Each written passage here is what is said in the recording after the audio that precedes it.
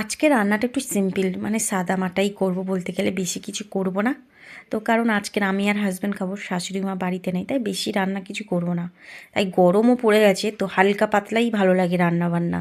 সত্যি বলতে আমি সবজির মধ্যে ভেন্ডিটা একদমই পছন্দ করি না। তাই আজকের ভাবলাম একটু নতুন ভেন্ডি উঠেছে, একটু করা যেতেই পারে। তাই সিম্পলভাবে করব, ভেন্ডি, কুমড়ো আর আলু দিয়ে। তাই কড়াইতে সর্ষে তেল দিয়ে পাঁচফোড়ন, পেঁয়াজ, তেজপাতা একটু ভেজে নিয়ে তার মধ্যে আমি কুমড়ো আর আলু দিয়ে ভালো করে নেড়ে রেগুলার নুন, হলুদ, লঙ্কার গুঁড়ো আর একটু জিরের গুঁড়ো দিয়ে ভালো করে কষে ভেন্ডিটা দিয়ে পরিমাণ মতো জল দিয়ে তো শুকনো শুকনো করে নামিয়ে নিয়েছি।